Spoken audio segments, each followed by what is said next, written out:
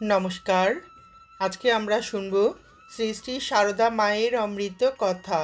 সমন্বয়ের আলোকে শ্রীমা। লিখেছেন স্বামী শ্রদ্ধানন্দ। আজকে দ্বিতীয় পর্ব। শ্রী শ্রী মায়ের সকল অনুভবে, কর্মে ও বাক্যে ঠাকুর ছাড়া আর কিছু ছিল না।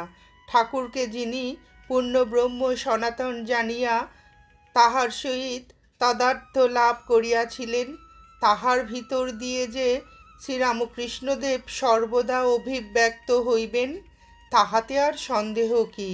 ঠাকুরের সর্বধর্ম সমন্বয় শ্রীমা সারদা দেবীর মধ্যে যেভাবে বিকশিত হইয়াছিল, তাহার মূল মায়ের সহিত ঠাকুরের এই একান্ত তাদাত্ম্যতেই। ঠাকুর মাঝে মাঝে বলিতেন যে এখানে অর্থাৎ তাহার চিন্তা করিবে, সে এখানকার ঐশ্বর্য লাভ করিবে। ছেলে যেমন বাপের সম্পত্তি পায়, শ্রী শ্রী মায়ের ন্যায় নিবিড়ভাবে ঠাকুরের চিন্তা আর কে করিতে পারিতেন। সেই জন্য বলিতে হয়, শ্রী শ্রী মা যেমন ভাবে ও যে পরিমাণে ঠাকুরের ঐশ্বর্য লাভ করিয়াছিলেন, তাহা অতুলনীয়। মা যখন 14 বর্ষীয়া বালিকা, তখন হইতেই ঠাকুর তাহার লৌকিক ও আধ্যাত্মিক শিক্ষার ভার গ্রহণ করেন। ঠাকুরের 12 বর্ষব্যাপী সাধন জীবন তখন শেষ হইয়াছে। বিদ্যালয়ের ছাত্রীকে যেমন ছোট ছোট উদাহরণ দিয়া শেখাইতে হয়, তেমনভাবেই ঠাকুর তাহার বালিকা পত্নীকে শিক্ষা দিয়াছিলেন। চাঁদা মামা যেমন সব শিশুর মামা, তেমনি ঈশ্বর সকলেরই আপনার, তাকে ডাকবার সকলেরই অধিকার আছে। সারদা দেবীর মতো ছাত্রীও দুর্লভ। ঠাকুরের প্রত্যেকটি উপদেশ তিনি অকুণ্ঠ যত্নে পরিপালন করিয়া চলিতেন। 14 বর্ষীয়ার কর্ম ও ধর্মজীবন লোকচক্ষুর অন্তরালে আপন গরিমায় দৃঢ়ভাবে গঠিত হইতে লাগিল। তিনি যখন 18 বর্ষীয়া, তখন ঠাকুরের সেবার জন্য দক্ষিণেশ্বরে আসিলেন এবং তখন হইতেই তাহাকে ঠাকুর আধ্যাত্মিক জীবনের উচ্চতর শিক্ষা দিতে লাগিলেন। শ্রী শ্রী মায়ের ধ্যান ধারণা প্রার্থনাদির কথা বিভিন্ন পুস্তকে কিছু কিছু প্রকাশিত হইয়াছে। সাধনার নানা উপলব্ধির বিষয় মা নিজে কোনো কোনো অন্তরঙ্গ সঙ্গিনীর নিকট প্রকাশ করিয়াছেন। সাধন জীবনে শ্রীরামকৃষ্ণের মধ্যে যে উন্মত্ততা দেখা দিয়েছিল, মায়ের ক্ষেত্রে তাহা প্রকাশ পায় নাই। তাহার আধ্যাত্মিক উপলব্ধির জন্য ব্যাকুলতা অন্তর্নিবিষ্ট, বাহিরে বুঝিবার উপায় নাই। নিজের সাধন দ্বারা যে সকল ভাব বৈভব তিনি লাভ করিয়াছিলেন, তাহার উপর যুক্ত হইয়াছিল ঠাকুরের আধ্যাত্মিক ভাব সম্পদ। এই সম্পদ তাহাতে উপনীত হইয়াছিল তাহার আত্মবিস্মৃত শ্রীরামকৃষ্ণময়তা দ্বারা। ষোড়শী পূজার রাত্রে উত্তর দিকে মুখ করিয়া শ্রীমা সারদা দেবী মহাকালিকার জন্য নির্দিষ্ট আসনে উপবিষ্টা। পূজক শ্রীরামকৃষ্ণ পূর্ব দিকে মুখ করিয়া পূজা নিরত। বাহিরের পুজো আর কতক্ষণ চলিবে? অতি শীঘ্রই পূজিতা সারদা দেবী গভীর ধ্যানমগ্না, পূজক শ্রীরামকৃষ্ণও সমাধিস্থ। সমাধি ভূমিতে পূজা ও পূজকের ভেদ চলিয়া গিয়াছে। পূজার ফল মানব দেহধারিণীর চিরকালের জন্য মহাদেবীত্বের মর্যাদায় সমারোহণ। কিন্তু শুধু কি তাই? উহার দ্বিতীয় ফলও আমরা সহজেই অনুমান ও বিশ্বাস করিতে পারি। জননী সারদা দেবীর ভগবান শ্রীরামকৃষ্ণের সত্তার সহিত একাত্মতা। যিনি ঠাকুর তিনিই মা, যিনি মা তিনিই ঠাকুর। ঠাকুর ও মায়ের জীবন ও ভাব ঐশ্বর্য এক যুক্ত জীবন, উভয়ের যুক্ত বিভূতি। ঠাকুর একাধারে গৃহী ও সন্ন্যাসী। তাহার যে বিবাহ হইয়াছে, তাহার যে স্ত্রী বর্তমান, তাহার যে পৈতৃক আবাসের সহিত সম্পর্ক আছে, একথা পরমহংস শ্রীরামকৃষ্ণদেবও কখনো বলিতে সংকুচিত হইতেন না। গুরু তোতাপুরী শ্রীরামকৃষ্ণ বিবাহিত জানিয়াও তাকে সন্ন্যাস ব্রতে দীক্ষিত করিতে দ্বিধা করেন নাই, বরং বলিয়াছেন, স্ত্রী কাছে থাকিলেও যাহার ত্যাগ, বৈরাগ্য, বিবেক, বিজ্ঞান সর্বতোভাবে অক্ষুণ্ণ থাকে, তিনিই তো ব্রহ্মে যথার্থ প্রতিষ্ঠিত, সম্পূর্ণ আসক্তি বিযুক্ত, সর্বপ্রকার কামনামুক্ত। গার্হস্থ ধর্ম ঠাকুর পালন করিয়াছিলেন। আবার সন্ন্যাসের যাহা মর্মকথা, জ্ঞান বৈরাগ্যের পরকাষ্ঠা, তাহা তো অহরহ তাহার জীবনে পরিলক্ষিত। গার্হস্থ ও সন্ন্যাসের এরূপ অপূর্ব সমন্বয় আর কোনো ধর্মগুরুর জীবনে দেখা যায় নাই। শ্রীকৃষ্ণ আনুষ্ঠানিক সন্ন্যাস গ্রহণ করেন নাই, যদিও সন্ন্যাসের গভীরতম সত্য লইয়া তিনি সর্বদা চলাফেরা করিতেন। বুদ্ধ পরিণীতা স্ত্রীকে দূরে রাখিয়াছিলেন, পরিশেষে ভিক্ষুণী করিয়া ছাড়িয়াছিলেন। শঙ্করাচার্য গৃহস্থ ধর্মকে সম্পূর্ণ বর্জন করিয়াছিলেন। শ্রী চৈতন্যদেবও সন্ন্যাস গ্রহণের পর দেবী বিষ্ণুপ্রিয়ার সহিত কোনো সম্পর্ক রাখেন নাই। ভারতবর্ষের আধ্যাত্মিক সংস্কৃতিতে একই ব্যক্তি গৃহী ও সন্ন্যাসী, ইহার নজির নাই। শ্রী শ্রী ঠাকুর শ্রীরামকৃষ্ণদেব ভারতের ধর্মাচরণে একটি নতুন সমন্বয় স্থাপন করিলেন। তবে ইহা যে অপরের অনুসরণের জন্য নয়, তাহাতে সন্দেহ নাই। ইহা একটি আশ্চর্য আদর্শ স্থাপনের জন্য, যে আদর্শের সম্যক উপলব্ধি তাহাতেই সম্ভবপর হইয়াছিল। পরবর্তীরা তাহার এই সমন্বয় দেখিয়া তাহার আধ্যাত্মিক মহিমা উপলব্ধি করিতে পারিবে। সন্ন্যাসী তাহার জ্ঞান বৈরাগ্যের অনুধ্যানে নিজের সন্ন্যাস ধর্ম দৃঢ় করিবে। গৃহী তার নির্লিপ্ত সংসার ধর্ম দেখিয়া হৃদয়ে প্রেরণা ও বল পাইবে। সংসারে বাস করিয়াও যে সংসারকে জয় করা যায়, এই বিশ্বাস লাভ করিবে। জননী সারদা দেবীর জীবনে গার্হস্থ্য ও সন্ন্যাসের সমন্বয় কিভাবে প্রকাশ পাইয়াছিল। মা আনুষ্ঠানিক সন্ন্যাস গ্রহণ করেন নাই, কিন্তু তিনি কি মনে প্রাণে সন্ন্যাসী ছিলেন না? ঠাকুর শ্রীরামকৃষ্ণদেবের সহিত যিনি অনুক্ষণ তদ্গদা, শ্রীরামকৃষ্ণের ত্যাগ বৈরাগ্য তাহার সকল সত্তায় যে অনুপ্রবিষ্ট হইবে না, ইহা কি ভাবিতে পারা যায়? আত্মীয় স্বজন, বিশেষত রাধুকে লইয়া তাহার অনেক আচরণ দেখিয়া কখনো কখনো কাহারও মনে সংশয় উঠিত। আমরাও তো পুত্রকন্যা নাতি নাতনির প্রতি এত আসক্ত প্রসান করি না। শত শত ব্যক্তির আধ্যাত্মিক গুরু শ্রী শ্রী মা রাধু রাধু করিয়া এত পাগল হন কেমন করিয়া? এক মহিলা তো একবার বলিয়াই বসিলেন, মা আপনি দেখছি মায়ায় ঘোর বদ্ধ। অস্ফুট স্বরে মায়ের উত্তর, কি করব মা, নিজেই মায়া। মায়াকে যেমন মায়া স্পর্শ করতে পারে না, সেইরূপ মা সারদা দেবীর মায়ামুক্ত মন কোনো লৌকিক ব্যবহার দ্বারা কখনো সংলিপ্ত হইবার নহে।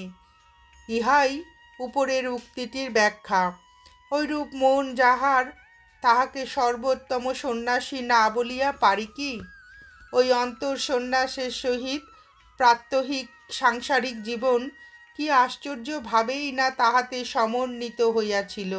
অর্থলোলুপ ঘোর বিষয়াসক্ত ভাইদের কেহ কখনো বলিতে পারিত না, দিদি তাহাকে গ্রাহ্য করিলেন না, বা শত শত নরনারীর সমর্চিতা হইয়া তাহার আরতি আবেদন শুনিবার সময় পাইলেন না। দিদি এখন রাজেশ্বরীর গরিমায় বসিয়াও তাহাদের সেই বাল্য সঙ্গিনী স্নেহময়ী দিদিই যে আছেন, তাহাতে ভাইদের কাহারও কোনো সংশয় উঠিবার সুযোগ হয় নাই। ভাইদের যেমন দিদি, ভাইজি ভাইপোদের তেমনি পিসিমা, ভাসুর পুত্র পুত্রীদের খুড়িমা, হৃদয়ের মামিমা, শ্বশ্রুমাতা, চন্দ্রমণি দেবীর বৌমা, এই বিভিন্ন ভূমিকা শুধু নামেই তিনি পালন করেন নাই, নিখুঁত অক্লান্ত ব্যবহারে প্রমাণ করিয়াছেন। নিমন্ত্রিত ব্রাহ্মণদের যথাচিত মর্যাদা দিয়েছেন। শোকাকুলা নারীদের ক্রন্দনের সহিত কাঁদিয়া তাহার প্রাণে শান্তি আনিয়াছেন। অত্যাচারী শাসকদের নির্যাতনের সংবাদে ক্রুদ্ধ প্রতিবাদ জানাইয়াছেন। সৃষ্টি মায়ের সর্বাত্মভাবের প্রকাশ শুধু ধ্যানের উপলব্ধিতে নহে, নানা স্তরের শত শত মানুষের আশা আকাঙ্ক্ষা হর্ষ বিষাদের সহিত নিজেকে মিশাইয়া একাত্ম ব্যবহারের মধ্যেও। জ্ঞান কর্ম ও ভক্তিযোগের সমন্বয়ে শ্রীরামকৃষ্ণ জীবনে যেমন বিশিষ্টভাবে সাধিত হইয়াছিল, সৃষ্টি মায়ের ক্ষেত্রেও তাহার পরিপূর্ণতা দেখা যায়। ঠাকুর সমাধি হইতে নামিয়া মন্দিরে গিয়া দেবীর পায়ে ফুল দিতেছেন, ভাব বিহ্বল কণ্ঠে মায়ের গান করিতেছেন। আবার ঘোর দ্বীপ প্রহরের রৌদ্রে ভাড়া গাড়িতে উঠিয়া ভক্তদের সহিত দেখা করিতে কলিকাতায় ছুটিতেছেন। এক বাড়ি হইতে অপর বাড়িতে যাইতেছেন। সকলের সহিত ভগবত প্রসঙ্গ ভজনানন্দ করিয়া রাত্রি 12টা বা আরও দেরিতে দক্ষিণেশ্বরে ফিরিতেছেন। কে বলিবে তিনি সর্বদা সমাধিস্থ পুরুষ? তিনি ঈশ্বর প্রেমে মাতোয়ারা, ভক্তোত্তম ও সর্বভূত হিতেরত প্রচণ্ড কর্মযোগী। যোগময়ী সৃষ্টি মায়ের আধ্যাত্মিক জীবনচর্চা অনুরূপভাবে জ্ঞান ভক্তি কর্ম সমন্বিত। শ্রীরামকৃষ্ণের অদ্বৈত জ্ঞান মা পরিপূর্ণভাবে লাভ করিয়াছিলেন এবং উহা লইয়া সর্বদা কাজকর্ম করিতেন। সৃষ্টি মায়ের পূজা অর্চনা জপ তপ প্রার্থনা যাহারা প্রত্যক্ষ করিয়াছেন এবং যাহার কিছু কিছু নানা সন্ন্যাসী ও গৃহী ভক্তদের স্মৃতিকথায় লিপিবদ্ধ হইয়াছে, তাহা হইতে তাহার জীবন্ত প্রেম ভক্তির একটি সুস্পষ্ট পরিচয় আমরা পাই। আবার শ্রীমদ্ ভগবদ্ গীতায় আদর্শ কর্মযোগীর যে সকল লক্ষণ বর্ণিত, তাহাদের সকলগুলিই সৃষ্টি মায়ের চরিত্রে মিলাইয়া লওয়া যায়। নিষ্কাম অনাসক্ত নির্দ্বন্দ্ব নিত্য সত্যস্থ সমদর্শী নিরলস মহাযোগিনী দেবী শারদা। তিনি কর্মযোগে 16 টাং পরিপালন করিয়াছেন। তাহাকে অনুসরণ করিয়া আমরা যদি উহার এক টাংও করিতে পারি, তাহা হইলে কর্মের বন্ধন আমাদের কাটিয়া যাইবে। মানব দেহে বাস করিয়া অবতার পুরুষ দিগকে কখনো কখনো তাহাদের যথার্থ স্বরূপ মুখ ফুটিয়া প্রকাশ করিতে হয়, সকলের কাছে নয়। যাহারা বুঝিতে পারিবে তাহাদের নিকট। তাহারা না ধরা দিলে আমরা কি করিয়া তাহাদিগকে আবিষ্কার করিব? বুদ্ধদেব বোধিবৃক্ষতলে বোধিলাভ করিতে আসন হইতে উঠিয়া পদচারণ করিতেছেন, ভাবিছেন সর্বদুঃখ বিদারক এই জ্ঞান কিভাবে কাহাকে বিলাইব। পদব্রজে চলিতে চলিতে মৃগদাবে তাপসের সাক্ষাৎ পাইলেন। একসময় ইহারা সিদ্ধার্থের কঠোর তপশ্চর্যার সঙ্গী ছিল। তাহারা সিদ্ধার্থকে চিনিতে পারিয়া তাহাকে বন্ধু সিদ্ধার্থ বলিয়া সম্বোধন করিল লৌকিক আপ্যায়নে। বুদ্ধকে বলিতে হইল, আমি আর তোমাদের আগেকার তপস্সঙ্গী সিদ্ধার্থ নই, এখন আমি তথাগত। তাহারা তাহার মুখপানে চাহিয়া সততই বুঝিতে পারিল সত্যের আলোক সেই মুখমণ্ডলকে উদ্ভাসিত করিয়াছে। ইনি এখন মানবদেহে অতিমানব বিদেহী সম্বুদ্ধ শান্তা, লক্ষ্যের একজন নয়। শ্রীকৃষ্ণ গীতার নানা স্থলে অর্জুনকে স্পষ্টভাবে ব্যাখ্যান করিয়াছেন। তিনি নরদেহ ধারণ করিলেও সেই লোকাতীত পরমেশ্বর। ভগবান যীশুখ্রিস্টও এইভাবে অন্তরঙ্গ শিষ্যদের কাছে নিজের প্রকৃত পরিচয় জ্ঞাপন করিয়াছিলেন। শ্রী চৈতন্যের জীবনেও এই ঘটনা ঘটিয়াছে। তাহার কিছু কিছু অপ্রাকৃত আচরণ হইতে অন্তরঙ্গগণ হৃদয়ঙ্গম করিতে পারিয়াছেন। যিনি দেবকী নন্দন, তিনি শচীমাতার পুত্র। 1886 খ্রিস্টাব্দের 1 জানুয়ারি বিকেলবেলায় অসুস্থ দেহ সত্ত্বেও ঠাকুর কাশীপুর উদ্যানবাটির দোতলা হইতে নিচে নামিয়া আসিয়াছেন। কয়েকজন ভক্ত তাহার নিকট জড়ো হইয়াছে। ঠাকুর সহসা গিরিশচন্দ্রকে সম্বোধন করিয়া বলিলেন, গিরিশ, তুমি যে সকলকে এত কথা আমার অবতার সম্বন্ধে বলিয়া বেড়াও, তুমি আমার সম্বন্ধে কি দেখিয়াছ ও বুঝিয়াছ?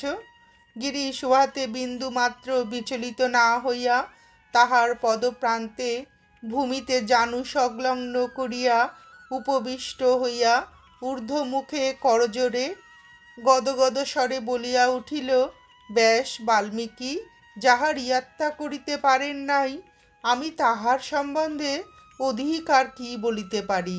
স্বয়ং নরেন্দ্রকেও শ্রী শ্রী ঠাকুর মুখ ফুটিয়া বলিয়াছিলেন যে রাম যে কৃষ্ণ সেই এই দেহে রামকৃষ্ণ।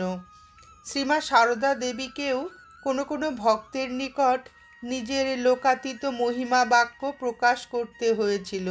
তিনি বলেছিলেন, ঠাকুরও আমাকে অভেদভাবে দেখবে, আর যখন যেভাবে দর্শন পাবে সেইভাবেই ধ্যান স্তুতি করবে। অনেক সময় ভাবি যে আমি তো সেই রাম মুখুজ্জের মেয়ে, আমার সমবয়সী আরও অনেক মেয়ে তো জয়রামবাটিতে আছে, তাদের সঙ্গে আমার তফাৎ কি? ভক্তেরা সব কোথা থেকে এসে প্রণাম করে, জিজ্ঞাসা করলে শুনি কেউ হাকিম কেউ উকিল, এরাই বা এমন আসে কেন? তিনি মানে ঠাকুর বলতেন, ওরে ওর নাম সারদা ও সরস্বতী। সকলেই কি করে চিনতে পারে মা? ঘাটে একখানা হিরে পড়েছিল, সবাই পাথর মনে করে তাতে পা ঘষে উঠে যেত। একদিন এক জহুরি সেই ঘাটে এসে দেখে চিনলে যে সেখানা এক প্রকাণ্ড মহামূল্য হীরা। তিনি মানে ঠাকুর সাক্ষাৎ ভগবান। আমি আর কে? আমিও ভগবতী। দেখো মা, মা তার নিজের শরীর দেখাইয়া বলিয়াছিলেন, এ দেব শরীর যেন। ষষ্ঠী শীতলা তারা তো আমারই অংশ। ভগবান না হলে কি মানুষে এত সহ্য করতে পারে? আমার দয়া যে কার ওপর নেই তা বুঝি না, প্রাণীটা পর্যন্ত। তোরা আমাকে বেশি জ্বালাতন করিস নে। এর ভেতরে যিনি আছেন যদি একবার ফোঁস করেন তো ব্রহ্মা বিষ্ণু মহেশ্বর কারও সাধ্য নেই যে তোদের রক্ষা করে। তার এই মহাদেবিত্বের সহিত তাহার মানবিক তত্ত্বের কি আশ্চর্য সমন্বয় তাহাতে ঘটিয়াছিল। মানবী রূপে তিনি ঠাকুর শ্রীরামকৃষ্ণদেবের একান্ত শরণাগতা ভক্ত। নলিনী দিদিকে বলিতেছেন, আমি কি মা? ঠাকুরই সব। তোমরা ঠাকুরের কাছে এই বলো, আমার আমিত্ব যেন না আসে। শ্রীরামকৃষ্ণদেব ভক্তের ভূমিকায় সর্বদা মা মা করিতেন। জগন্মাতাই সব, তিনি কিছুই নন। জগন্মাতা যন্ত্রী, তিনি যন্ত্র। শ্রী শ্রী মা শ্রীরামকৃষ্ণদেবকে জগন্মাতার সহিত অভিন্ন জানিয়া চিন্তায় বাক্যে আচরণে শ্রীরামকৃষ্ণময় হইয়া থাকিতেন। ভক্ত জননী রূপে মায়ের পরিচয়। আমি সত্যিকারের মা, গুরুপত্নী নয়, পাতানো মা নয়, কথার কথা মা নয়, সত্য জননী। মা বলে এলে আমি যে থাকতে পারি নে। আমরা তো ওই জন্যই এসেছি। আমরা যদি পাপ তাপ না নেব, হজম না করব, তবে কে করবে? অবতার পুরুষে দেবত্ব ও মানবত্বের যে সমন্বয় লক্ষিত হয়, শ্রী শ্রী ঠাকুর ও শ্রী শ্রী মায়ের জীবনে তাহা এইভাবেই আমরা সুস্পষ্ট দেখিতে পাই। ভগবান শ্রীরামকৃষ্ণ দেব ও শ্রীমা সারদা দেবী উভয়েই মহা সমন্বয়ের আদর্শ। ইহা সকল ধর্ম মতের সমন্বয়, বিভিন্ন যোগ সাধনার সমন্বয়, গার্হস্থ্য ও সন্ন্যাসের সমন্বয়, দেবত্ব ও মানবত্বের সমন্বয়। তাহাদের সমন্বিত জীবন সংসার ও সংসারাতীতকে এক সূত্রে গাঁথিয়াছে। লৌকিক এবং আধ্যাত্মিক এই উভয়ের ভেদ তুলিয়া দিয়াছে। স্বর্গকে পৃথিবীতে নামাইয়া আনিয়াছে। মানুষকেও অজস্র বিপক্ষের মধ্যে শান্তির সন্ধান দিয়েছে। জাতি ধর্ম কুল ও খ্যাতির বিভিন্নতা ও সংঘর্ষকে প্রতিহত করিয়া সকল মানুষকে এক অপার্থিব প্রেমে সম্মিলিত করিয়াছে। নমস্কার, আজ এ পর্যন্তই। শ্রী শ্রী সারদা মায়ের সমন্বয়ের আলোকে শ্রীমা মায়ের এই মধুর অমৃত কথা শুনে আপনাদের ভিডিওটি কেমন লাগলো জানাবেন। শ্রী শ্রী ঠাকুর, শ্রীমা ও স্বামীজির অফুরন্ত আশীর্বাদ ও ভালোবাসা আমাদের সকলের মাথার উপর অঝোর ধারায় বর্ষিত হোক, এই প্রার্থনা করে ভিডিওটি শেষ করছি।